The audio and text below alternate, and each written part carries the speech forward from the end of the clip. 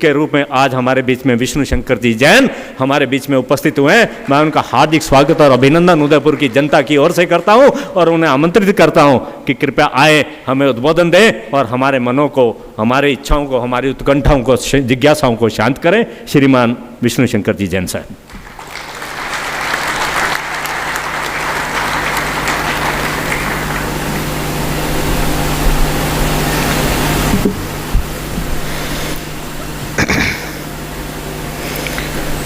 धर्म संस्थापना के देवता भगवान श्री कृष्ण के चरणों में मेरा नमन। परात्पर गुरु डॉक्टर जयंत बालाजी आठवाले के चरणों में मेरा नमन।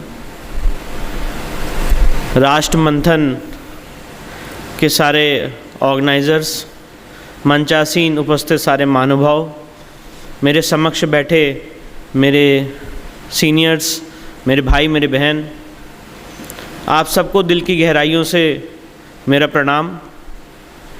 और मैं सबसे पहले राष्ट्र मंथन का दिल की गहराइयों से शुक्रिया अदा करना चाहता हूँ, उनका धन्यवाद ज्ञापन करना चाहता हूँ कि उन्होंने मुझ जैसे युवा अधिवक्ता को ये जो मान सम्मान प्यार से नवाजा है, इसके लिए मुझे लगता है शायद मैं उपयुक्त व्यक्ति नहीं था।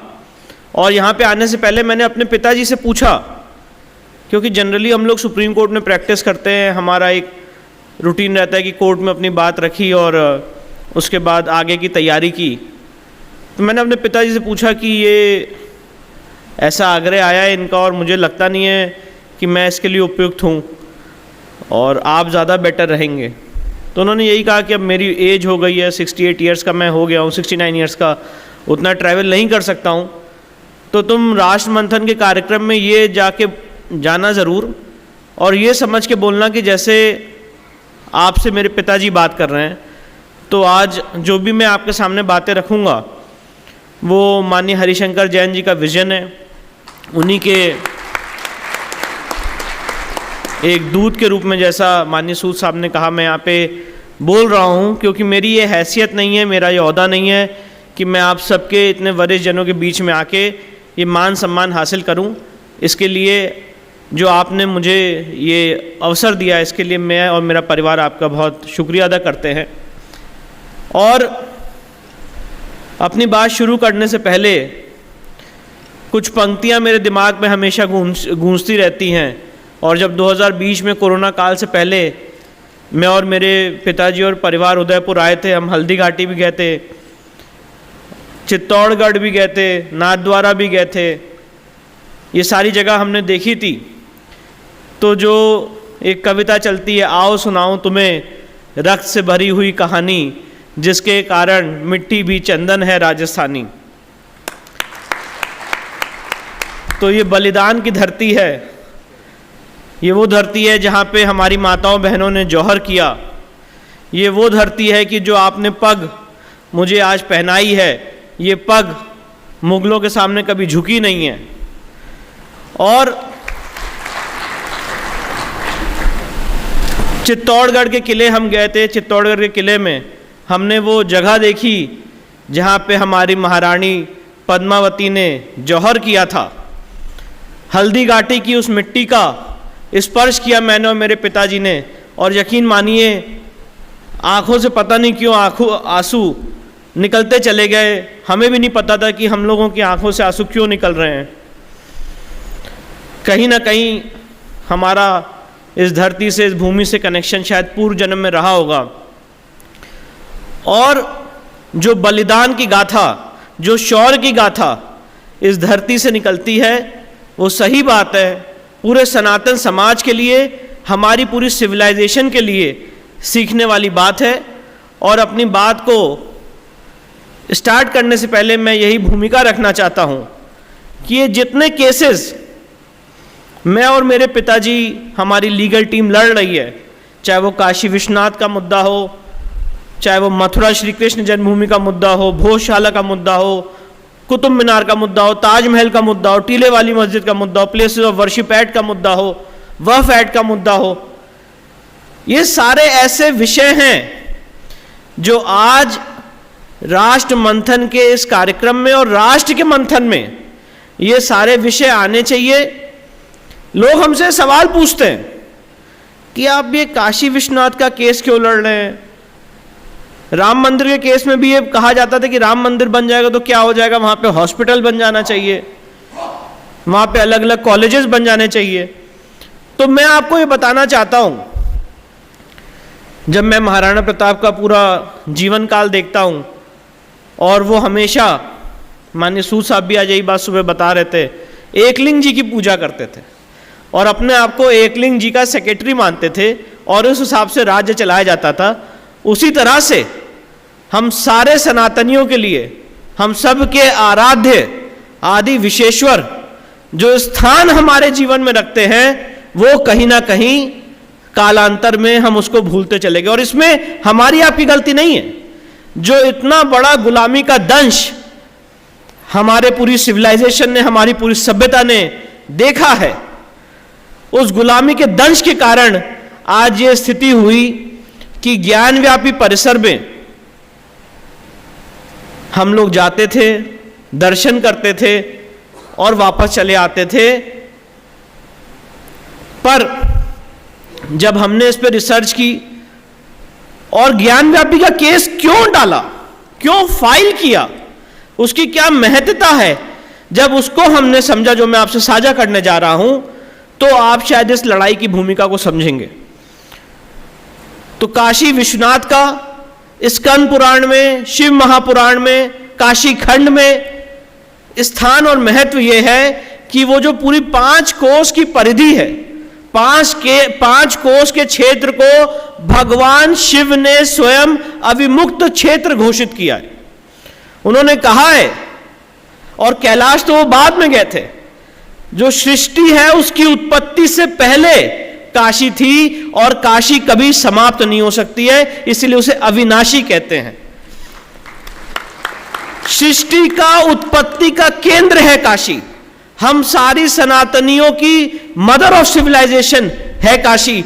और जहां पे भगवान शिव ने उस 5 कोस की भूमि में जब उनका स्वयंभू शिवलिंग प्रकट हुआ, तो वो 5 कोस की भूमि अविमुक्त क्षेत्र के नाम से घोषित की गई। मतलब अगर कोई भी वहां पे उसकी मृत्यु होती है तो वो जीवन मरण के इस चक्र से मुक्त होता है, ऐसा शास्त्रों में, पुराणों में वर्णन है।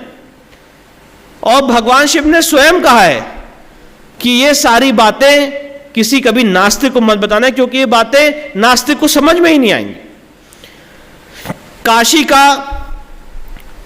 आदि विशेश्वर का, काशी विश्वनाथ का हम सनातनियों के लिए यह महत्व है कि जो 12 ज्योतिर्लिंग हैं, उनमें से 5 ज्योतिर्लिंग स्वयंभू ज्योतिर्लिंग हैं, और उन 5 स्वयंभू ज्योतिर्लिंग में अगर कोई सबसे पहला ज्योतिर्लिंग है तो वो आदि विशेश्वर का ओरिजिनल स्वयंभू ज्योतिर्लिंग है। इन सारी महत्वताओं को समझते हुए जब हम लोग ने और अध्ययन किया, जेम्स प्रिंसेप की किताब का किया, A.S. अल्ट्रेकर की किताब का किया, राणा P.B. सिंह की किताब का किया, दीन मोहम्मद का जजमेंट पढ़ा, तो यह समझ में आया कि हमारे साथ अन्याय और अत्याचार तो बहुत छोटा शब्द है। हमारे साथ बर्बरता तो की ही गई, पर उस बर्बरता को जस्टिफाई करके उस पर टोपन लगाने का काम किया जा रहा है। और इसी मानसिकता से हमने ये केस फाइल किया। जब हमने काशी विश्वनाथ में ये केस फाइल किया तो हमने उसमें प्लेसेस ऑफ वर्शिप एक्ट को भी डील किया, वक्फ एक्ट को भी डील किया, और हमने वहां पे कमीशन की मांग की। आप सबको याद होगा कि हमने काशी विश्वनाथ परिसर में कहा कि इस ज्ञान व्यापी परिसर का कमीशन होना चाहिए। जब हमने वहां पे सर्वे की मांग की तो वहां के जो सेक्रेटरी थे यासीन जी, उन्होंने बयान दिया कि मेरी लाश के ऊपर से सर्वे होगा।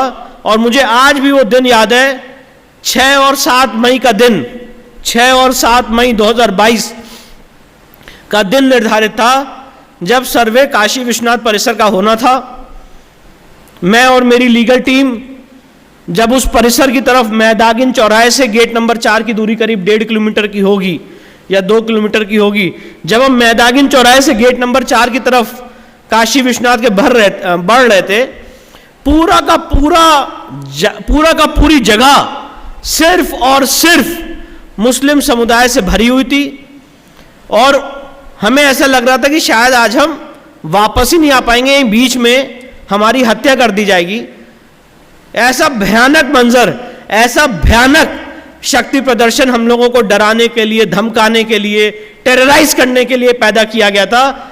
और मैंने अपने पिताजी से, जब हम मैदागिन चौराहे से अंदर जा रहे थे, तो मैंने उनसे पूछा कि ये ऐसी भयावह स्थिति तो हम तो कमीशन में पहुंच ही नहीं पाएंगे, ये यहीं पे हमारी हत्या कर देंगे। तो मेरे पिताजी ने मुझसे कहा कि विष्णु आगे बढ़ते रहो, मुझे सिर्फ और सिर्फ महादेव दिख रहे हैं।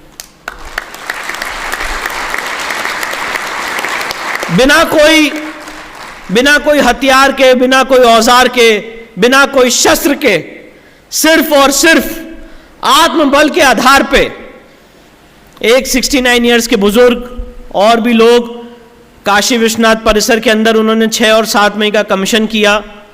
बाहर एक धर्म विशेष के नारे लगे।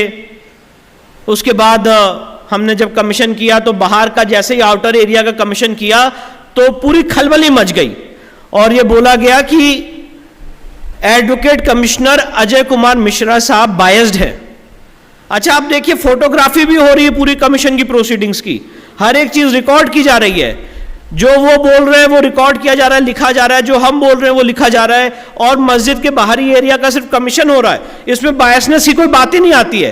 पर क्योंकि कमीशन की कार्रवाई को अवरोधित करना था, बाधित करना था, एडवोकेट कमीशन के ऊपर आपने आरोप मढ़ दिया।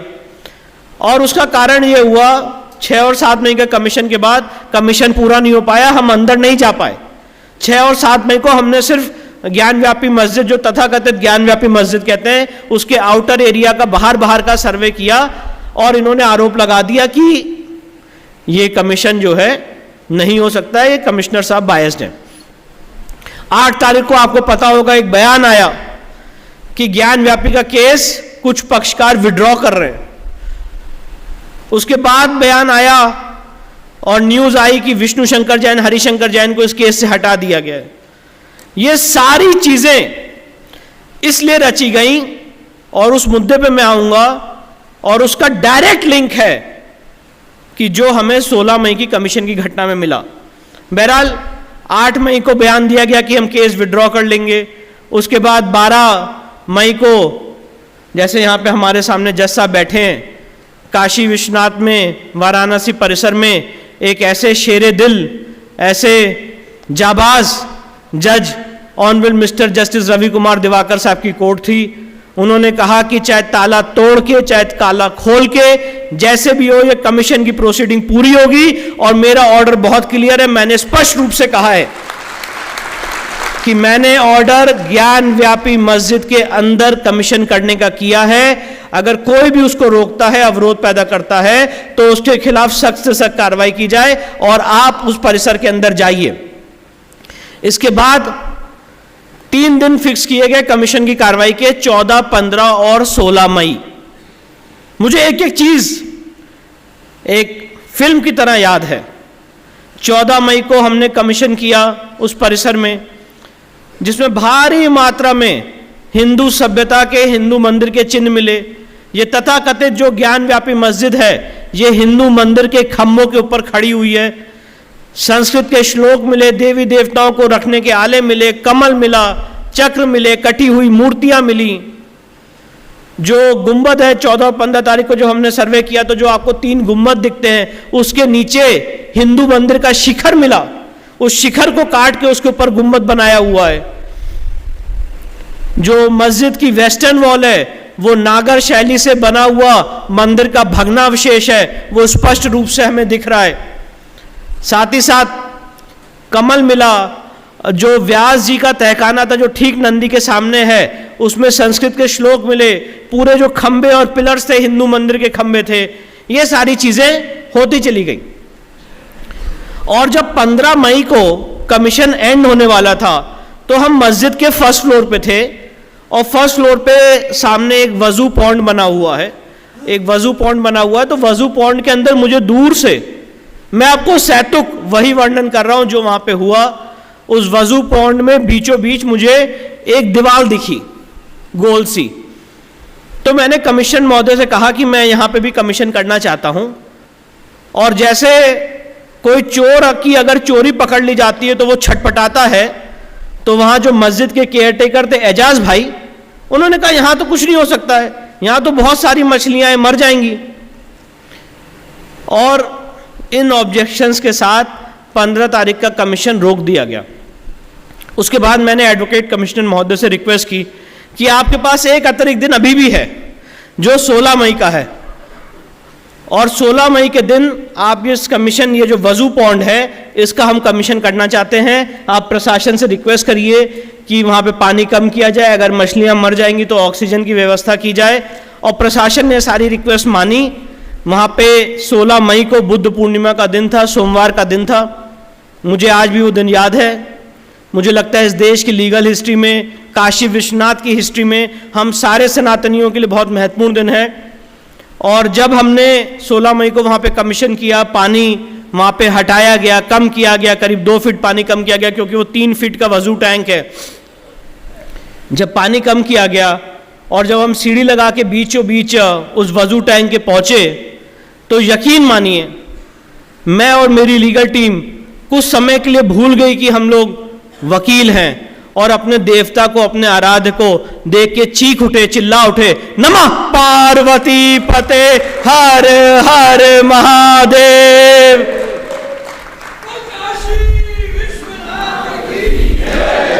और उसी क्षण निश्चय कर लिया कि आज ये आखिरी दिन है जब हमारे बाबा के ऊपर, हमारे शिवलिंग के ऊपर वजू किया गया है, थूका गया है, पैर धोए गए हैं।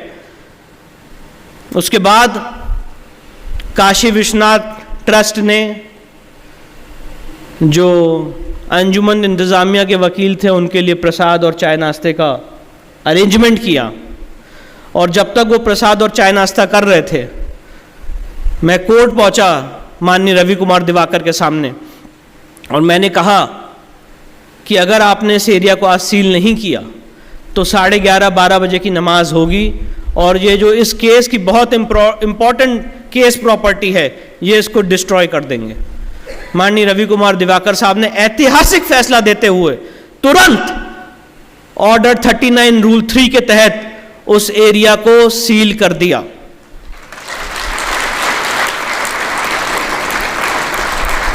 और जब तक इनका चाय नाश्ता खत्म हुआ, वो एरिया सील हो चुका था। इसके बाद मेरे पिताजी को, उनको अस्थमा की तकलीफ थी, ज्ञानव्यापी परिसर में अंदर वो तहखानों में घुस गए थे, तो और उनको दिक्कत बढ़ गई, उनको हॉस्पिटलाइज होना पड़ा। और हमें लॉ में पढ़ाया जाता है माननीय जज साहब कि अगर कोई सिविल जज सीनियर डिवीज़न का ऑर्डर हो तो उसको आप चुनौती देंगे डिस्ट्रिक्ट कोर्ट में, फिर अगर डिस्ट्रिक्ट कोर्ट से आपको रिलीफ नहीं मिलती है तो आप उसको हाई कोर्ट में चुनौती देंगे, फिर आपको रिलीफ नहीं मिलती है तो आप सुप्रीम कोर्ट जाएंगे। पर ये हमारे लिए कानून है, ये उनके लिए कानून नहीं है। उन्होंने सिविल जज सीनियर डिवीजन माननीय रवि कुमार दिवाकर साहब के इस सीलिंग ऑर्डर को सीधे सुप्रीम कोर्ट में चुनौती दी, और सुप्रीम कोर्ट ने इमीडिएट हमें नोटिस जारी किया। 19 मई को मैंने सुप्रीम कोर्ट में रिक्वेस्ट की कि मेरे पिताजी अभी बस रिकवर हो रहे हैं तो हमें 1 दिन की मोहलत और दीजिए। 20 मई को हम सुप्रीम कोर्ट के सामने पेश हुए, हमने अपना पक्ष रखा। और मैं ये सारी बातें इसलिए नहीं बता रहा हूँ, इन सारी बातों में मैं का भाव नहीं है, इन सारी बातों में ये बताने का भाव है कि जब सनातन जाग जाता है, जब सनातन एकजुट हो जाता है तो किस तरह से काम होता है। आपने जो 2014 में करिश्मा किया था, यूपी वासियों ने जो 2019 में करिश्मा किया था, उस करिश्मे का कमाल देखिए। सुप्रीम कोर्ट में अंजुमन इंतजामिया ने ये जिद की कि जो वजू एरिया है हमें उसी जगह वजू करने की अनुमति दी जाए। और सुप्रीम कोर्ट में जो केंद्र सरकार के वकील है माननीय तुषार मेहता साहब, इस समय सॉलिसिटर जनरल ऑफ इंडिया हैं, वो यूपी सरकार की तरफ से पेश हो रहे थे। उन्होंने स्पष्ट रूप से सुप्रीम कोर्ट के पटल पे कहा कि अगर उस शिवलिंग को किसी ने टच भी कर लिया तो लॉ एंड ऑर्डर की समस्या हो जाएगी। उसके बाद सुप्रीम कोर्ट ने उस सीलिंग के ऑर्डर को बरकरार रखा, और आज की लीगल स्टेटस ये है, आज की लीगल पोजीशन ये है कि जहां पे हमें शिवलिंग 16 मई को मिला है वो एरिया सील्ड है। और जो लोग उस शिवलिंग को फाउंटेन मानते हैं, मैंने उनको खुली चुनौती दी है और अंजुमन इंतजामिया को भी चुनौती दी है कि आके हिम्मत हो तो सिर्फ फाउंटेन बोले ना। मैंने कोर्ट में दरखास्त लगाई है कि उसकी एएसआई जांच की जाए, बिना शिवलिंग को डैमेज किए जांच की जाए, जैसा साइंटिफिकली पॉसिबल है, और उसका विरोध सिर्फ और सिर्फ अंजुमन इंतजामिया ने किया है। तो अगर उनकी लड़ाई में सच्चाई है, उनकी लड़ाई में तथ्य है कि यह फाउंटेन है और औरंगजेब ने यहां पे फाउंटेन बनाया था, तो उनको ओपन खुला आमंत्रण है कि आके कहें कि यह फाउंटेन है और उसको प्रूफ करें। मैं तो कोर्ट में गया हुआ हूं, डिस्ट्रिक्ट कोर्ट में, हाई कोर्ट में, हम बराबर ये लड़ाई लड़ रहे हैं कि ये शिवलिंग का लेंथ और ब्रेथ नापा जाए, इसका अर्घा हमें दिखाया जाए, इसकी क्या हाइट है ये हमें बताई जाए, ये कितना पुराना है ये हमें बताया जाए, जिसके लिए इसी 25 तारीख को माननीय इलाहाबाद हाई कोर्ट में सुनवाई है। पर मैं आपको ये सारी घटनाएं इसलिए बताना चाहता हूं कि ज्ञानव्यापी परिसर में उस शिवलिंग पे जो वजू होता रहा, वो वजू होने की मानसिकता क्या थी और षड्यंत्र किस तरह से रचा जाता है। अभी रिसेंटली सुप्रीम कोर्ट में, आज से 2-3 दिन पहले, इसी फ्राइडे को जब मैं आपके पास आया हूं, तो सुप्रीम कोर्ट में सुनवाई हुई और अंजुमन इंतजामिया ने सुप्रीम कोर्ट में एप्लीकेशन लगाई, वो ज़्यादा मीडिया के कोर्स उसमें आई नहीं, पब्लिक डोमेन में, कि हमें वहाँ पे वजू के साथ साथ हमारा वहाँ पे 2 टॉयलेट थे, वो टॉयलेट सील हो गए हैं, तो वहाँ पे बहुत सारे नमाजी जाते हैं नमाज अदा करने, तो वहाँ पे टॉयलेट की व्यवस्था की जाए। आप यकीन मानिए, गेट नंबर 4 से अगर कोई ज्ञानव्यापी परिसर जिसने देखा हो, गेट नंबर 4 और गेट नंबर 1, जब से माननीय प्रधानमंत्री जी ने वहाँ पे कॉरिडोर बनाया है, ये पूरा का पूरा मस्जिद परिसर आज की डेट में मंदिर परिसर के अंदर आ गया। ये बहुत बड़ा काम हुआ है। और उस मस्जिद के सामने देवी देवताओं का स्थान है, मस्जिद के पीछे माँ श्रृंगार गौरी का स्थान है, मस्जिद के राइट साइड में हमारा अहिल्याबाई का बनाया हुआ मंदिर है। और उन्होंने जिद की कि वहीं पे उनको टॉयलेट करने की व्यवस्था बनाई जाए। आप कल्पना कर सकते हैं कि अगर शायद हम और आप कोई ऐसी पिटीशन लेके सुप्रीम कोर्ट जाएं तो ना कि रिजेक्ट की जाएगी, रिजेक्ट तो बहुत कम बात है, कॉस्ट भी लगाई जाएगी और पब्लिक लिंचिंग भी होगी कि किस तरह की आप बेहुदा बात कर रहे हैं। पर ऐसी एप्लीकेशन उनकी तरफ से लगाई गई, सुप्रीम कोर्ट के बहुत ही सीनियर वकील ने 10-10 बार उसको मेंशन किया और जिद की कि वहां पे टॉयलेट बनाने की व्यवस्था की जाए। और देखिए किस तरह से षड्यंत्र रचा जाता है। इसी फ्राइडे से पहले वेडनेसडे को उनकी डीएम साहब से मीटिंग हुई और पता नहीं उन्होंने क्या समझाया हम लोगों की गैर मौजूदगी में कि एक शायद ऐसा निर्णय टेंटेटिव होने को चल गया कि भाई इनको अंदर टॉयलेट दे दिया जाए। उनका इंटेंशन टॉयलेट का नहीं है, उनका इंटेंशन उस एरिया में law and order situation create करने का है। उसके बाद मैंने डीएम साहब को ऑफिशियल चिट्ठी लिखी कि सुप्रीम कोर्ट का ऑर्डर बहुत क्लियर है, जिसमें उन्होंने ये कहा है कि सारे पक्षकारों को बुला के आप मीटिंग करेंगे, तो आप हमारा पक्ष भी सुनिए। हमारी जितनी माताएं बहनें हैं इस केस से एसोसिएटेड, जिन्होंने पहले ये कहा था कि भैया हम जहर खा लेंगे पर कभी केस विड्रॉ नहीं करेंगे, वो मातृशक्ति दोबारा डीएम साहब के सामने काशी विश्वनाथ परिसर में पहुंची और पुरजोर तरीके से मैंने ऑनलाइन अपना पक्ष रखा, उन्होंने वहां पे अपना पक्ष रखा और आज की स्थिति में निर्णय यह हुआ कि ज्ञानव्यापी परिसर के बाहर 100 फीट दूर उनको टॉयलेट दिया गया है। नहीं तो वो उनको टॉयलेट, मोबाइल टॉयलेट ज्ञानव्यापी परिसर के अंदर चाहिए था। मैं ये सारी बातें आपको इसलिए बताना चाहता हूं कि जिस दिन, और इसीलिए आपके सामने आया हूं कि ये केस विष्णु शंकर जैन और हरिशंकर जैन का नहीं है, ये केस सारे सनातनियों का है। हम आपका, हम हर एक आदमी का है और ये हमारा दायित्व है कि जो हमारे बाबा का मूल स्थान है उसको हम मुक्त कराएं। और मैं आपके सामने एक बात इस धरती से और बोल के जा रहा हूं, ये जो हमें शिवलिंग मिला है इसकी तो जांच होगी और ये शिवलिंग, मुझे ऐसा पूर्ण विश्वास है ये शिवलिंग निकलेगा साइंटिफिक माध्यम से भी। वहां पे जब सेंट्रल डोम के नीचे, जब वहां पे एएसआई का जीपीएस और जीपीआर सर्वे पहुंचेगा तो वहां पे एक शिवलिंग 100 फीट का आदि विश्वेश्वर का और निकलेगा। और ये सारी चीजें इसलिए की गई कि हमारी सभ्यता, हमारी संस्कृति को कुचला जा सके, और इसीलिए लड़ाई हम लड़ रहे हैं। नहीं तो क्या कारण है कि जो ज्ञान व्यापी परिसर हम लोग के लिए सबसे इंपॉर्टेंट है, उसको औरंगजेब ने फरमान देके तोड़ने का आदेश दिया 1669 में।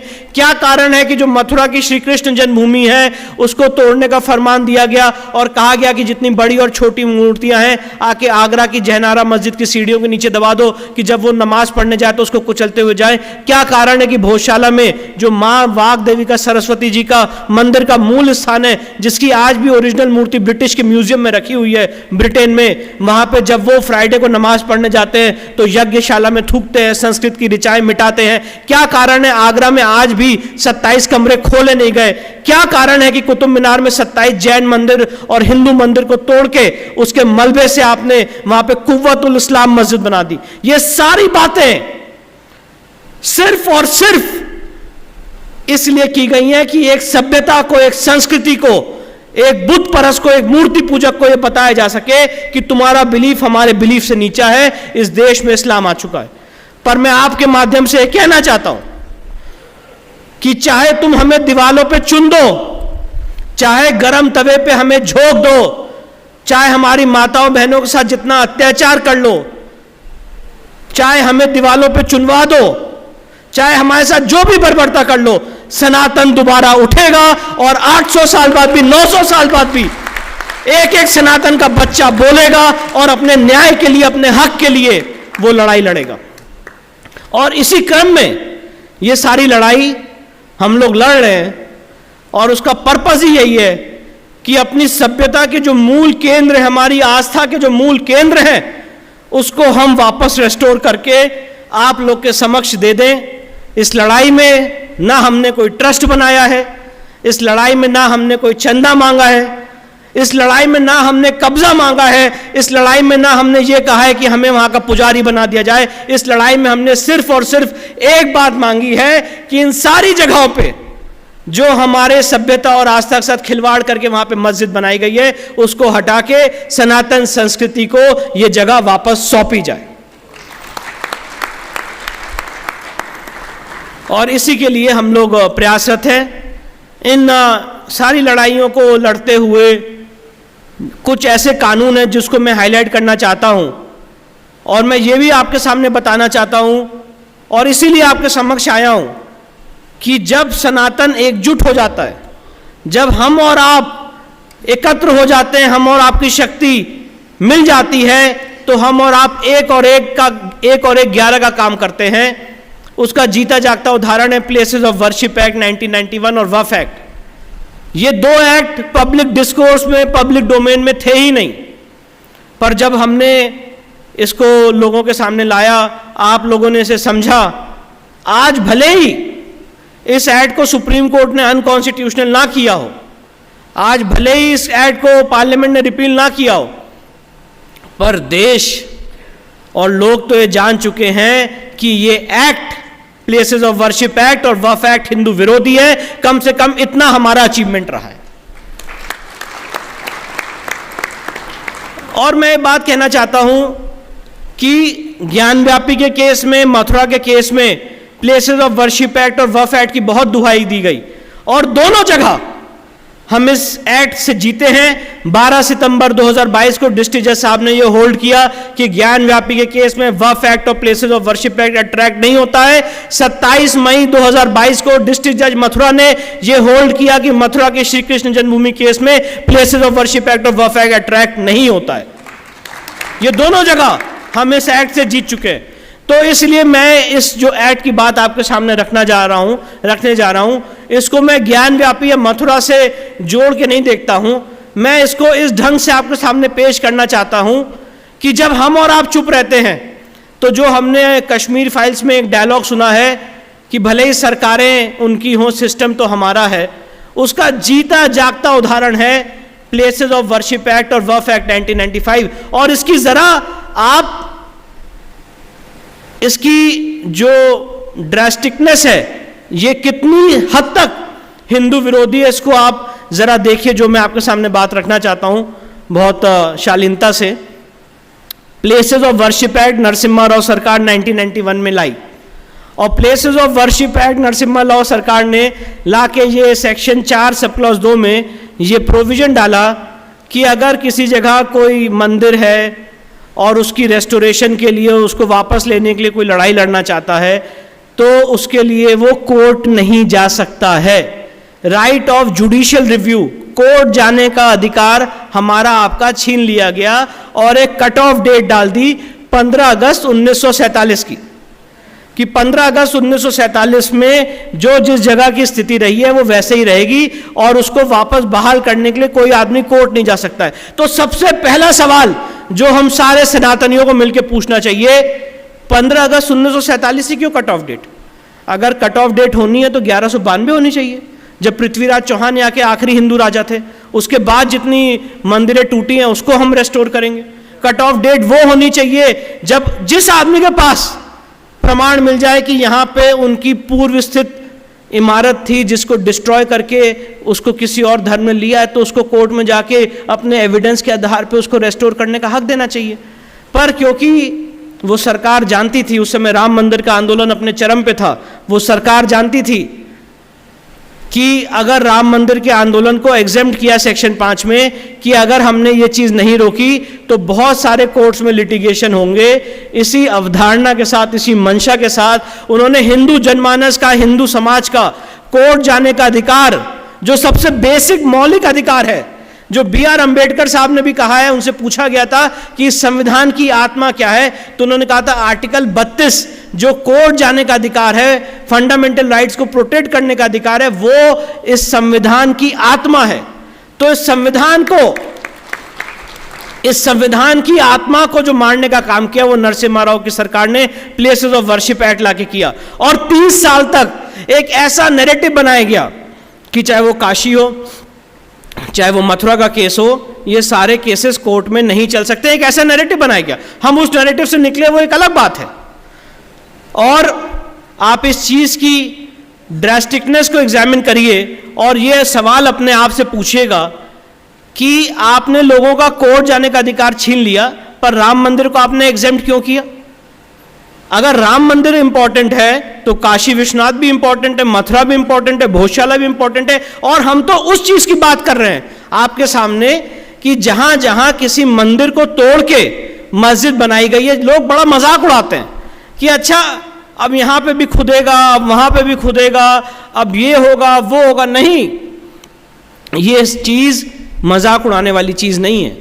ये चीज़ जो बात हम रख रहे हैं वो इस पर्पस से रख रहे हैं कि जहाँ जहाँ ये एविडेंस है, सबूत है कि यहाँ पे हमारा मंदिर था और उसको आपने गलत ढंग से कन्वर्ट करके मस्जिद के रूप में उपयोग कर रहे हैं और आज भी करते चले आ रहे हैं, हमें उन जगहों के वापस रेस्टोरेशन चाहिए।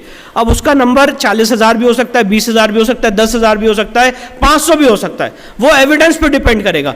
पर कम से कम आप एक पूरी सभ्यता को ये हक तो देंगे कि वो कोर्ट जाके अपनी एविडेंस लीड कर सके। और आप इस बात की ग्रेविटी को समझिए कि उसी सरकार ने 4 साल के अंतराल में एक दूसरा एक्ट पास किया जिसे कहते हैं वक्फ एक्ट 1995। और वक्फ एक्ट 1995 में इसी के एकदम अलहदा, इसी के एकदम कंट्रवेंशन में, एक तरफ प्लेसेस ऑफ वर्शिप एक्ट में आपने लोगों के कोर्ट जाने का अधिकार छीन लिया और वक्फ एक्ट 1995 के तहत सेक्शन 40 सब क्लॉज 3 के तहत वक्फ बोर्ड किसी भी संपत्ति को सोसाइटी या ट्रस्ट की वक्फ संपत्ति घोषित कर सकता है। अगर कोई उस ऑर्डर से एग्रीव्ड है तो उसके अगेंस्ट वो वक्फ ट्राइब्यूनल जाएगा, उसके बाद हाई कोर्ट जाएगा, सुप्रीम कोर्ट जाएगा। तो एक तरफ तो इस बात की अहमियत को समझिए, एक तरफ आपने पूरी सभ्यता और सिविलाइजेशन को कोर्ट जाने से रोक दिया और दूसरी तरफ आपने एक पक्ष को यह अधिकार दे दिया कि आप किसी भी संपत्ति को वक्फ संपत्ति घोषित करिए और उसके बाद जो दूसरा पक्ष है वो कोर्ट जाए उसके अगेंस्ट और हाई कोर्ट जाए, सुप्रीम कोर्ट जाए। तो ये कितना बड़ा अपने आप हम लोगों के साथ मैं कहूंगा लीगल कॉन्स्पिरेसी रची गई है। इस बात की आप अहमियत को समझिए। और ये बात मैं ऐसे हवा में नहीं कह रहा हूं। आज डिफेंस और रेलवे के बाद तीसरे नंबर पे सबसे ज्यादा अगर किसी के पास जमीन है तो वो वक्फ बोर्ड के पास है। और ये सारी जमीन, मैक्सिमम जमीन गलत तरीके से कब्जा करके ली गई है। ताजमहल, जिसे जब हम लोग कहते हैं कि ये भगवान शिव का मूल स्थान है, तो हमें पागल कहा जाता है। UP Sunni Central Waqf board 2005 में ताजमहल को वक्फ संपत्ति घोषित कर चुकी है। इस समय आर्कियोलॉजिकल सर्वे ऑफ इंडिया उस ऑर्डर के अगेंस्ट अपील में है सुप्रीम कोर्ट में, और Supreme Court UP Sunni Central Waqf Board से पूछ रही है कि बताओ शाहजहां का वो वक्फ डीड कहां है। 2018 से आज तक वो केस लगा नहीं है। तो आप इस चीज की अहमियत को समझिए। वक्फ एक्ट के जो प्रावधान है सेक्शन 4, 5 और 6 में वक्फ की संपत्ति का सर्वे राज्य सरकार कराएगी। सेक्शन 8 में उस सर्वे का जो खर्चा है वो राज्य सरकार वहन करेगी। मतलब हमारे आपके टैक्स पेयर के मनी से वक्फ की संपत्ति का सर्वे होगा और देखा जाएगा कि इनकी संपत्ति कितनी ज्यादा बढ़ी है और कितनी ज्यादा बढ़ानी चाहिए। और उसके बाद उसमें अगर कोई आदमी हमारी संपत्ति आ जाती है सेक्शन 4, 5 और 6 में, तो उसके खिलाफ अगर हमें कोई दुख और दर्द है तो हम उसके लिए वक्फ ट्राइब्यूनल जाएंगे। साथ ही साथ सेक्शन 40 सब क्लॉज 3 में, जैसे कि मैंने आपको बताया कि वो किसी भी संपत्ति को वक्फ संपत्ति घोषित कर सकते हैं। सेक्शन 53 और 54 में अगर मेरी हिंदू संपत्ति क्या आज कोई कब्जा कर लेता है, इंक्रोचमेंट कर लेता है, तो हमारे लिए कानून ये है कि हमें डिस्ट्रिक्ट कोर्ट जाना पड़ेगा और एक इंजंक्शन का सूट फाइल करना पड़ेगा और लंबी सिविल कोर्ट में लड़ाई लड़नी पड़ेगी। पर सेक्शन 53, 54 में अगर वक्फ की संपत्ति का कब्जा किया जाता है तो वक्फ बोर्ड खुद नोटिस जारी कर सकता है डीएम और एसएसपी को कि आप इनको निकालिए। ऐसा कोई कानून हिंदू समाज के लिए आज तक इस देश की पार्लियामेंट ने नहीं बनाया है। सेक्शन 83 और 85 में वक्फ बोर्ड के लिए एक स्पेशल ट्राइब्यूनल बना हुआ है जिसमें सिर्फ और सिर्फ इस्लामिक लॉ के जानकार रहेंगे, और बाय प्रैक्टिस जब से वक्फ ट्राइब्यूनल बना है आज तक उसमें सारे मेंबर्स मुसलमान रहे हैं।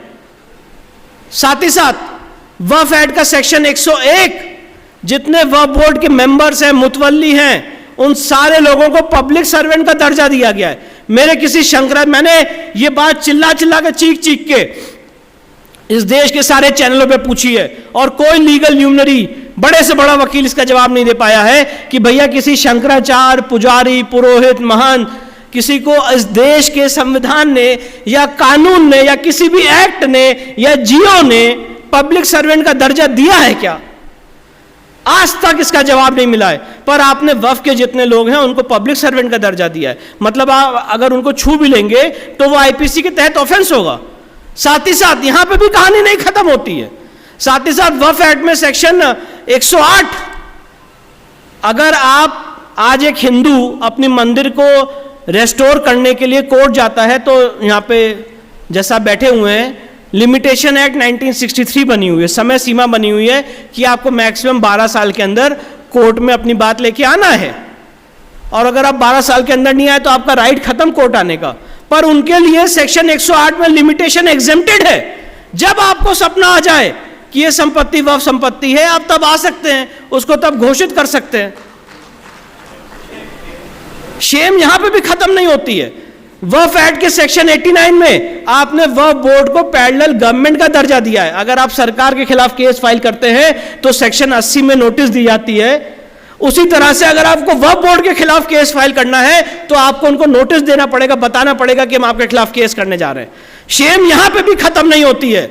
वक्फ एक्ट के सेक्शन 107 में, जो इस समय पूरा पंजाब और हरियाणा और मुझे लगता है राजस्थान का बहुत हद तक हिस्सा इस समय जल रहा है, इस तरह का षड्यंत्र रचा गया सेक्शन 107 वक्फ एक्ट में कि जो लोग मुसलमान यहां से पाकिस्तान चले गए थे उनकी जितनी संपत्ति थी जो वो यहां पे छोड़ गए थे, वो एडमिनिस्ट्रेशन ऑफ इवैक्यू प्रॉपर्टी एक्ट 1950 के तहत केंद्र सरकार उसकी डायरेक्ट मालिक बन चुकी थी। राजीव गांधी सरकार ने सेक्शन 66H लाके 1985 में उस सारी संपत्ति को वक्फ को दे दिया, जो आज का मौजूदा वक्फ एक्ट 1995 का सेक्शन 107 है।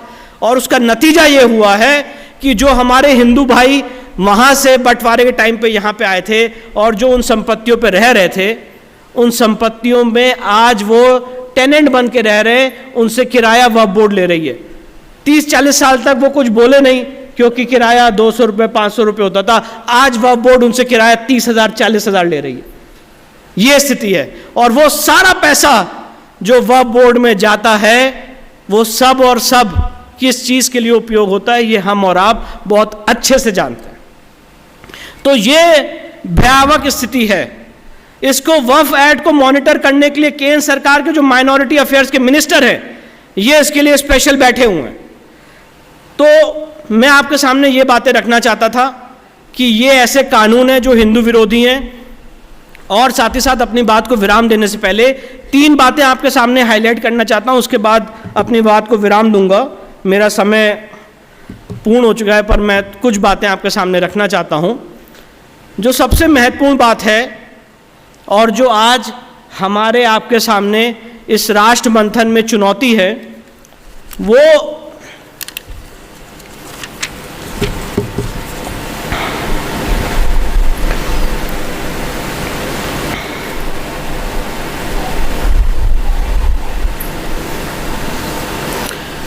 आज हमारे आपके सामने जो इस समय सबसे बड़ी चुनौती है, वो है वक्फ एक्ट 1995। और जो प्रावधान मैंने आपको बताए हैं, मेरे हिसाब से वो प्रावधान ख़त्म होने चाहिए। और मैंने तो बहुत सिंपल सा सल्यूशन दिया है। मैंने वो सल्यूशन दिया है जिससे सांप भी मर जाएगा और लाठी भी नहीं टूटेगी। सल्यूशन इतना सा है, वक्फ एक्ट 1995 में एक छोटा सा अमेंडमेंट करना है। और अमेंडमेंट क्या होना है कि वक्फ एक्ट 1995 हिंदुओं पे अप्लाई नहीं होगा। आप आपस में अपना जो करना है करो, हमारे पे अप्लाई नहीं होगा। इतना सा अमेंडमेंट लाना है। इसमें कोई मुस्लिम पक्ष का आदमी भी विरोध नहीं कर सकता है। आप अपनी प्रॉपर्टी को मैनेज करने के लिए जो करना है करो, पर जहां नॉन मुस्लिम की प्रॉपर्टी आएगी वहां पे वक्फ एक्ट अप्लाई नहीं होगा। ये सारी गलती वहां से अराइज हुई है जहां पे आपने वक्फ एक्ट हम लोगों के ऊपर थोप दिया। तो ये एक मैंने आपके सामने समस्या रखी और उसका समाधान रखा। जो प्लेसेस ऑफ वर्शिप एक्ट है, 2 स्थितियां बन सकती है। या तो प्लेसेस ऑफ वर्शिप एक्ट 1991 पूर्णतः समाप्त किया जाए, वो हमारे लिए सबसे आइडियल सिचुएशन है कि places of worship act repeal कर दिया जाए। अच्छा, मैं एक बात पूछना चाहता हूं, अगर आज प्लेसेस ऑफ वर्शिप एक्ट को रिपील कर दिया जाएगा तो क्या होगा? भाई, जिस आदमी के पास एविडेंस होगा वो अपनी बात लेके एविडेंस के आधार पे कोर्ट जाएगा और कोर्ट निर्णय लेगा। अगर उसकी एविडेंस में दम होगा, उसकी आर्कियोलॉजिकल सर्वे ऑफ इंडिया में, कमीशन की कार्रवाई में, हिस्टोरिकल एविडेंस में दम होगा और वो ये प्रूव कर पाएगा कि इस जगह जहां वो क्लेम कर रहा है उसका मंदिर एस्टैब्लिश्ड है, तो वो कोर्ट से जीतेगा। नहीं कर पाएगा तो नहीं जीतेगा। और अगर ये भी नहीं किसी को गवारा गुजरता है कि इस समाज को, इस सिविलाइजेशन को इतना दे सकें, तो मैं तो कहता हूं सिर्फ और सिर्फ इतना सा काम कर दें, उससे भी हमारा बहुत बड़ा काम हो जाएगा। प्लेसेस ऑफ वर्शिप एक्ट 1991 में एक छोटा सा अमेंडमेंट कर दें। और मुझे लगता है जो बहुत बड़े बड़े बैरिस्टर हैं इस देश के, जो हैदराबाद में बैठ के बड़े बड़े भाषण देते हैं, शायद वो भी इसका विरोध नहीं कर पाएंगे। अमेंडमेंट क्या कर दें प्लेसेस ऑफ वर्शिप एक्ट 1991 में कि प्लेसेस ऑफ वर्शिप एक्ट 1991 वहां अप्लाई नहीं होगा जहां पे किसी एक प्री एग्जिस्टिंग स्ट्रक्चर को तोड़ के वहां पे एक दूसरा स्ट्रक्चर खड़ा किया गया। हमारी लड़ाई सिर्फ और सिर्फ उन मंदिरों की है जहां पे मंदिर पहले से था, जिसमें किसी ने घुस के उसको कब्जा कर लिया और आज मस्जिद के रूप में यूज कर रहा है। मैं ये बात आपके सामने इसलिए रख रहा हूं कि आज जब हम और आप यहां से निकलेंगे तो बहुत सारे लोग अलग अलग बातें पूछते हैं कि भाई कितने मंदिर वापस लेंगे, आपकी लिस्ट कितनी है, 40,000 की है, 50,000 की है। भाई, हमारी लिस्ट वो है कि जहां जहां मंदिर तोड़ के मस्जिद बनाई गई है उस जगह को हम वापस लेना चाहते हैं। और कोई भी जो मुसलमान व्यक्ति है वो ये तो नहीं कह सकता है कि इस्लाम के हिसाब से कि मस्जिद तोड़ के, मंदिर तोड़ के मस्जिद बनाई जा सकती है, उनके यहाँ भी हराम है। तो हम वही बात तो कह रहे हैं, तो इसमें आपको क्या दिक्कत है? और यही amendment places of worship act में लाने का मैंने केंद्र सरकार को भी सुझाव दिया है और आपके सामने भी रखा है कि आपको भी अगर ये सुझाव पसंद आए तो एक्ट भी खत्म नहीं होगा, सांप भी मर जाएगा और लाठी भी नहीं टूटेगी। सिर्फ और सिर्फ इतना अमेंडमेंट कर दें कि जो प्री एग्जिस्टिंग स्ट्रक्चर को अगर तोड़ के कोई जगह बनाई गई है तो वहां पे places of worship act apply नहीं होगा। और ये बात जो मैं आपके सामने रख रहा हूं, जब ज्ञान व्यापी का पूरा डिस्कशन सुप्रीम कोर्ट में आया तो ये बात आई थी कि धार्मिक स्वरूप तय करने से प्लेसेस ऑफ वर्शिप एक्ट नहीं रोकता है। और इसी आधार पे हमने काशी का केस और मथुरा का केस लोअर कोर्ट से जीता है। साथ ही साथ आज सबसे बड़ी समस्या हम सबके सामने है और हम लोगों को ये बताया जा रहा है पब्लिक डिस्कोर्स में रोज़ाना कि जनसंख्या नियंत्रण कानून आना चाहिए, पॉपुलेशन कंट्रोल आना चाहिए। जैसे कि अभी यहाँ पे मेरे से पूर्व वक्ताओं ने कहा कि इस समय ये जो सदी है भारत की सदी है, क्योंकि हमारे पास इस समय एक ऐसी पॉपुलेशन है जो 35 साल से 40 साल के बीच की है और उसमें इस समय हम वर्ल्ड में लीड कर रहे हैं। पर आप ज़रा इस बात को मनन करिएगा और सोचिएगा, मैं आपके छोटे भाई के होने के नाते, आपका अनुज होने के नाते बात आपके सामने रखना चाहता हूँ कि इस समय विश्व में पूरे ग्लोबल लेवल पे हिंदुओं की पॉपुलेशन कितनी है, और हमें अपनी पॉपुलेशन कंट्रोल अगर बिल आएगा तो ये हमारे आपके खिलाफ जाएगा। मैं पॉपुलेशन कंट्रोल बिल का और पॉपुलेशन कंट्रोल एक्ट का पूर्णतः विरोधी हूँ। एक्चुअली अगर टू बी वेरी फ्रैंक और ऑनेस्ट, पॉपुलेशन कंट्रोल से हम ये कहना चाहते हैं कि जो एक धर्म विशेष पॉपुलेशन बढ़ा रहा है उस पर चेक लगे। मैं आपके सामने बहुत शालीनता से बात कहना चाहता हूँ कि उस पर कभी हम चेक नहीं लगा पाएंगे, और जो चेक लगना है वो उल्टा हम लोगों के ऊपर लग जाएगा। चाहे आप कोई भी कानून ले, आप कह दें उनको पार्षद में टिकट नहीं मिलेगा, एमएलए में टिकट नहीं मिलेगा, एमपी में टिकट नहीं मिलेगा, उनको कोई फ़र्क नहीं पड़ता है। जिस तरह से वो अपनी पॉपुलेशन बढ़ा रहे हैं वो बढ़ाते रहेंगे। इसलिए मेरी ऐसी ओपिनियन है कि पॉपुलेशन कंट्रोल बिल नहीं आना चाहिए, और अगर ये आएगा तो जो आज हमारे समाज के लोग वैसे ही कम बच्चे कर रहे हैं और कम बच्चे करने लग जाएंगे। इसलिए मैं इस चीज़ का पूर्णतः विरोधी हूँ। पर हाँ, मैं एक बात और, मैं यूनिफॉर्म सिविल कोड का भी पूर्णतः विरोधी हूँ, और मैं इसलिए बात आपके सामने रखना चाहता हूँ। 2018 में लॉ कमीशन के सामने बात गई थी कि यूनिफॉर्म सिविल कोड लाया जाए। लॉ कमीशन ने ये प्रपोजल वापस भेज दिया कि किस चीज़ में यूनिफॉर्मिटी हो ये तो बताया जाए। आज मैं आपके सामने सवाल पूछना चाहता हूँ, अगर कोई आदमी निकाह कर रहा है अपने रीति रिवाज से, हम सप्तपदी के थ्रू शादी कर रहे हैं, तो क्या उसमें यूनिफॉर्मिटी आ सकती है? आज जो हमारा सक्सेशन लॉ है, मिताक्षर और दयाभागा लॉ के हिसाब से, उनका इस्लामिक लॉ के हिसाब से, क्या उसमें यूनिफॉर्मिटी आ सकती है? एक ही जवाब हो सकता है, नहीं आ सकती है। तो यूनिफॉर्मिटी का जो मैं एक एरिया देखता हूँ जो एंटी हिंदू है और जो सनातन के विरोध में है और जो इस देश के संविधान के विरोध में है, वो है, हम सब जानते हैं कि आईपीसी जो क्रिमिनल लॉ है वो सबके लिए यूनिफॉर्म होता है। हम लोग बात करते हैं यूनिफॉर्म सिविल कोड की, पर क्रिमिनल लॉ तो सबके लिए यूनिफॉर्म होता है। मतलब अगर किसी एक आदमी ने चोरी की तो उसको सजा मिलेगी बिना इस भेदभाव के कि वो हिंदू है कि मुसलमान है। पर आईपीसी का एक प्रोविजन ऐसा है जो धर्म के आधार पर एग्जेम्पशन देता है, वो है सेक्शन 494।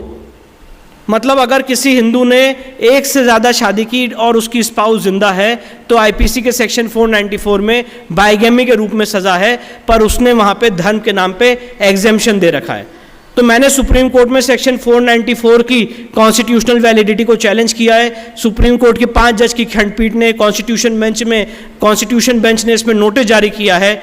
मुझे लगता है जब सुप्रीम कोर्ट एलजीबीटी की डिबेट से निकल जाएगा तो शायद इस डिबेट को हम मेंशन करेंगे कि आप इसको स्ट्रक डाउन करिए। और सेक्शन 494 आईपीसी का एक ऐसा है जो एक से ज़्यादा शादी की इजाज़त देता है एक धर्म विशेष को, और अगर उसको हम पकड़ लें, उस डिमांड को पकड़ लें, तो वो डिमांड हमारी लीगल है, क्योंकि आईपीसी में सेक्शन 494 अगर है तो वो सबके लिए रहना है। और अगर आप एक शादी पे किसी को रोकते हैं तो ऑब्वियसली पॉपुलेशन कंट्रोल पे कहीं ना कहीं चेक आएगा। तो ये एक मेरा सल्यूशन है जो हम एक तरह से, यही यूनिफॉर्म सिविल कोड का मूल है। अगर कोई भी आदमी यूनिफॉर्म सिविल कोड की बात करता है तो उसका मूल यही है, पॉपुलेशन कंट्रोल, जिसके लिए सेक्शन 494 आईपीसी के वो 3 या 4 शब्द ऐसे हैं जो एग्जेम्पशन देते हैं। अगर सुप्रीम कोर्ट उसको रीड डाउन कर दे, उसको ख़त्म कर दे, तो आज बहुत बड़ी समस्या ख़त्म हो सकती है। और साथ ही साथ जो बाकी एरिया हैं, मैं आपके सामने बहुत स्पष्टता से कहना चाहता हूँ, मेरी पोजीशन बहुत क्लियर है कि मैंने किसी का घर ठीक करने का ठेका नहीं लिया है। चाहे उनके यहाँ ट्रिपल तलाक हो, चाहे हलाला हो, चाहे चाइल्ड मैरिज हो, चाहे जो भी प्रोविजंस हो, उनके धर्म के हिसाब से वो अपने धर्म के हिसाब से अपना धर्म चलाएं। मैंने उनके धर्म को ठीक करने का जिम्मा या ठेका नहीं लिया है।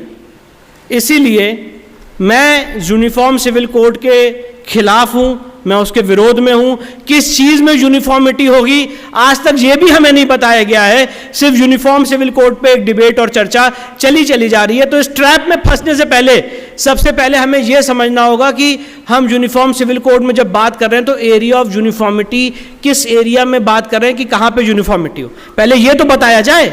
और उससे हमें क्या लाभ होगा, जब यह बताया जाए तब इस पे कोई पब्लिक ओपिनियन बननी चाहिए। पर प्राइमा फसाई जितना मैंने इस पे शोध किया, रिसर्च किया, वो मैंने आपके सामने रखा।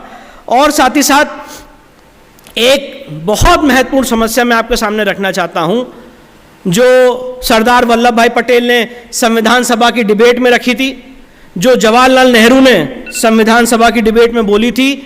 और वो ये बात बोली थी, देश का बंटवारा होने के बाद संविधान सभा की डिबेट्स में लिखा हुआ है कि अगर मुस्लिम इतना वेल निट माइनॉरिटी है, इतना स्ट्रांग माइनॉरिटी है, जो अपने माइनॉरिटी के आधार पे एक अलग देश बना सकता है, तो इनको हम इस देश में माइनॉरिटी का दर्जा नहीं देंगे। ये बात सरदार पटेल ने बोली थी संविधान सभा में। और उस समय ड्राफ्ट कॉन्स्टिट्यूशन में आर्टिकल 299 था, जिसमें माइनॉरिटी के लिए एक स्पेशल ऑफिसर बैठना था, जिसमें माइनॉरिटी को एक अलग चश्मे से देखा जाना था। तो सरदार पटेल ने उसका विरोध किया और उस आर्टिकल को खत्म किया। पर बैकडोर से तुष्टीकरण की नीति के कारण, मुस्लिम अपीजमेंट पॉलिसी के कारण आज अगर इस संविधान में सबसे बड़ा कोई ब्लैक स्पॉट है जिसको हमें और आपको पब्लिक डिस्कोर्स के थ्रू ठीक करने की जरूरत है, तो वो भारतीय संविधान का आर्टिकल 30 सब क्लॉज 1 है। आर्टिकल 30 सब क्लॉज 1 जो माइनॉरिटी, देखिए संविधान में माइनॉरिटीज दो तरह की होती है, रिलीजियस और लिंग्विस्टिक। पर आज इस देश की विडंबना है कि माइनॉरिटी मतलब सिर्फ और सिर्फ मुसलमान माना गया है। प्रैक्टिकली ना कभी जैन, क्रिश्चियन, सिख, पारसी, किसी और को माइनॉरिटी का दर्जा भले ही मिला हो, कोई लाभ नहीं मिला। और मैं तो ये कहता हूं कि एज जैन मैं आपके सामने कहना चाहता हूं कि ना मुझे माइनॉरिटी का दर्जा चाहिए, ना मैं माइनॉरिटी का दर्जा मांगता हूं, ना मेरा समाज माइनॉरिटी का दर्जा चाहता है। सुप्रीम कोर्ट ने बल पाटिल के केस में कहा है कि अगर आपने इस देश में माइनॉरिटिज्म को प्रमोट किया तो आप मल्टीनेशनलिज्म को, अलग अलग विभाजनकारी शक्तियों को प्रमोट करेंगे, उनको बल देंगे। इसलिए माइनॉरिटी का यह खेल खत्म होना चाहिए। यह सुप्रीम कोर्ट ने बल पाटिल के केस में कहा है और जैन समाज की पिटीशन पे ही कहा था। पर आज इस देश में माइनॉरिटी के नाम पे यह शुरू हुआ इंदिरा गांधी के समय, जब 6 पॉइंट प्रोग्राम लाया गया और धीरे धीरे इसने अपना एक बहुत ही भयावह स्वरूप लिया, जिसमें minority commission act 1992, minority education act और साथ ही साथ माइनॉरिटीज के लिए 5,200 करोड़ रुपए के स्पेशल स्कीम्स, माइनॉरिटी मंत्रालय, ये सब भारी मात्रा में बनाया गया।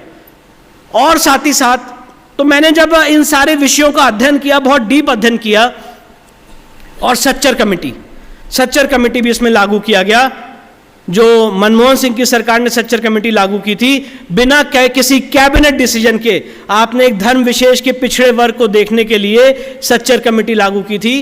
तो इसको भी हमने बहुत डिटेल्ड अध्ययन किया और इन सारे अध्ययन के बाद हमने ये पाया, और मेरा ये बहुत ही क्लियर स्टैंड है, हमने सुप्रीम कोर्ट में इसमें पिटीशन फाइल की है जिसमें हमने माइनॉरिटी मंत्रालय को, माइनॉरिटी के लिए जो बेनिफिट्स दिए जा रहे हैं 5,200 करोड़ रुपए के, और ये जो माइनॉरिटी की पूरी थीम चल रही है, इसको हमने चैलेंज किया है। और हमने सुप्रीम कोर्ट के सामने ये तर्क रखा है कि अगर कोई आर्टिकल 29 और 30 पढ़ेगा तो माइनॉरिटी को संविधान ने यह अधिकार दिया है कि आप अपने धर्म और अपनी लैंग्वेज को प्रिजर्व या प्रोटेक्ट करें।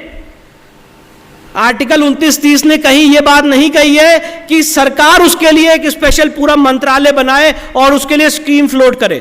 आपको यह अधिकार है अपनी लैंग्वेज को, अपने कल्चर को, अपने धर्म को प्रोटेक्ट और प्रिजर्व करने का। वो अधिकार मेजॉरिटी कम्युनिटी को भी है, वो अधिकार माइनॉरिटी कम्युनिटी को भी है। तो उस आर्टिकल की आड़ में ये 6 पॉइंट प्रोग्राम और 5,200 करोड़ रुपए केंद्र सरकार बराबर देती चली जा रही थी।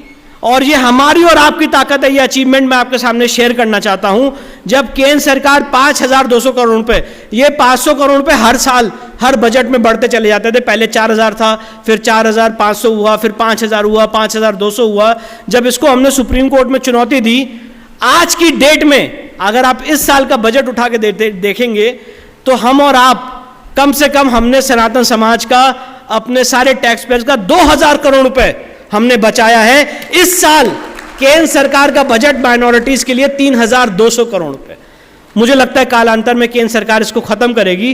पर पॉइंट इन इशू ये है मेरा आपके सामने कि आप इस बात की विडंबना को समझिए और इस खेल को समझिए। माइनॉरिटी एजुकेशन के तहत आर्टिकल 30 सब क्लॉज 1 में माइनॉरिटी इंस्टीट्यूशंस बनाए जाते हैं। For example Aga Khan law college, आप अगर माइनॉरिटी समाज से आते हैं तो आप अपना धर्म पढ़ते हुए आप क्लास 5 तक पढ़ाई कर सकते हैं, 8 तक कर सकते हैं, 12 तक कर सकते हैं, post graduate, graduate, professional qualifications तक आप वो एजुकेशन कर सकते हैं। ऐसा कोई भी प्रावधान मेजॉरिटी कम और सरकार के अनुदान के साथ आप ये सारा काम कर सकते हैं। बात बहुत इंपॉर्टेंट है, सरकार के अनुदान के साथ आप ये सारा काम कर सकते हैं। और वहीं आर्टिकल 28 में ये लिखा हुआ है कि जो भी सरकारी इंस्टीट्यूशंस हैं उसमें धार्मिक शिक्षा नहीं दी जाएगी। तो एक तरफ आपने एक समाज का पूरा अधिकार सरकारी इंस्टीट्यूशंस में जो पढ़ रहे हैं उनको अपने धर्म से अलग करने का छोड़ दिया, और दूसरी तरफ माइनॉरिटी को परिभाषित करते हुए आपने एक धर्म विशेष को फंडिंग की, उनको स्पेशल रिकॉग्निशन दी, उनकी डिग्रीज को आपने रिकॉग्निशन दी, उनको आपने एफिलिएशन दिया और साथ ही साथ उनको फंडिंग दी, एड दी। और आज की स्थिति यह है कि ऐसे भयावह एजुकेशनल इंस्टीट्यूशंस खुल चुके हैं इस देश में जो अपना धर्म पढ़ाते हुए एडवोकेट भी बना रहे हैं, डॉक्टर भी बना रहे हैं, इंजीनियर भी बना रहे हैं। तो इसीलिए आर्टिकल 30 सब क्लॉज 1 खत्म होना चाहिए। जो अधिकार मेजॉरिटी के पास है वही अधिकार माइनॉरिटी के पास होना चाहिए। जैसे पहले प्रधानमंत्री जी ने कहा था कि जब हम रोड बना रहे हैं तो वो रोड पे मुसलमान भी चलेगा, हिंदू भी चलेगा, क्रिश्चियन भी चलेगा, जैन भी चलेगा, पारसी भी चलेगा, तो उनके लिए अलग से कैसे माइनॉरिटी की व्यवस्था हो सकती है। इस मुद्दे को हमने सुप्रीम कोर्ट में चैलेंज किया है। और इस देश में जब सेकुलर है संविधान, जब देश के संविधान में आपने सेकुलर वर्ड ऐड किया है तो आप माइनॉरिटी वर्ड कैसे ऐड कर सकते हैं। ये डिबेट संविधान सभा में भी हुई थी। केटी थॉमस साहब का 3 बार का प्रपोजल था संविधान सभा में सेकुलर वर्ड को ऐड करने का, जिसको रिजेक्ट किया गया था। उसके बाद भी 1976 में 42nd अमेंडमेंट लाके इंदिरा गांधी ने सेकुलर वर्ड को संविधान में ऐड किया। उस सेकुलर वर्ड को ऐड करने के खिलाफ भी हमने सुप्रीम कोर्ट में याचिका की है और हमने कहा है कि यह सेकुलर वर्ड इस देश के संविधान से हटना चाहिए। आपने सेकुलर वर्ड को डिफाइन ही नहीं किया है। भाई मैं तो एक सिंपल सी बात कहना चाहता हूं, वी द संविधान का प्रियम्बल क्या कहता है? We the people of India having solemnly resolved to constitute India into a sovereign social democratic republic and to secure to all its citizens justice, social, economic and political liberty of thought expression, belief, faith and worship, ऐसे पूरी preamble है। और and में जो date है वो क्या है कि we on this 26th day of November 1949 do hereby adopt, enact and give to ourselves this constitution। तो अगर आप प्रियम्बल को पढ़ेंगे तो वो एक शपथ थी जो इस देश के लोगों ने 26 नवंबर 1949 को खाई थी। ये कितनी बड़ी विडंबना है और मुझे लगता है पूरे वर्ल्ड के लिए अपने आप में एक उदाहरण होगा कि किसी शपथ को जो 30-40 साल पहले ली गई हो उसको बैक डेट में बदला गया और बोला ओ माय गॉड हम भूल गए, उसमें 2 वर्ड और ऐड कर देते हैं, सेकुलर और सोशलिस्ट। तो जो शपथ ली गई थी 26 नवंबर 1949 को, उसमें आपने सेकुलर और सोशलिस्ट वर्ड आपने ऐड कर दिया और उसको डिफाइन भी नहीं किया। तो मैं ये आपके सामने कहना चाहता हूं कि इस देश का नागरिक कभी भी सेकुलर नहीं हो सकता है।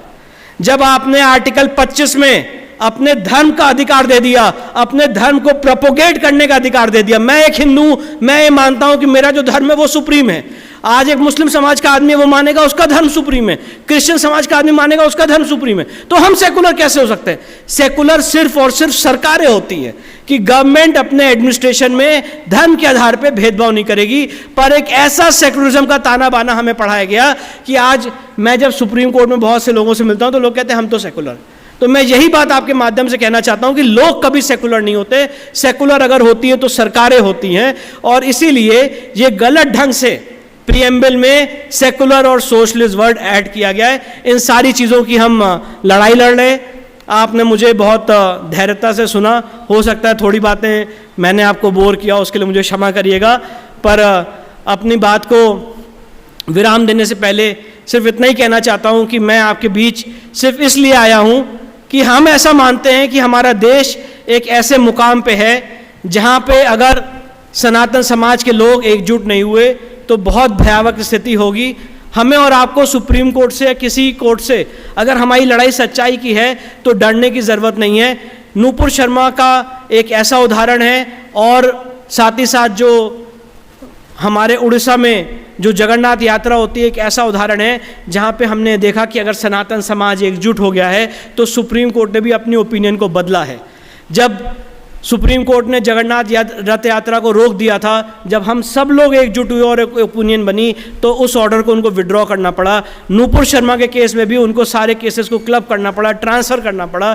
तो इसी तरह से ये एक ऐसे मैसेज हैं कि अगर हम और आप एकजुट हो गए, कलेक्टिव हो गए, यूनाइटेड हो गए तो बहुत बड़ा चेंज हम अपने समाज के ला सकते हैं। इन्हीं बातों के साथ अपनी वाणी को विराम देते हैं।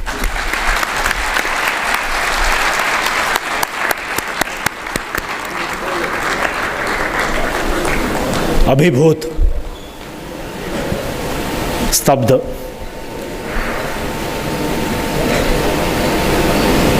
स्टैंडिंग ओवेशन तो बनता है।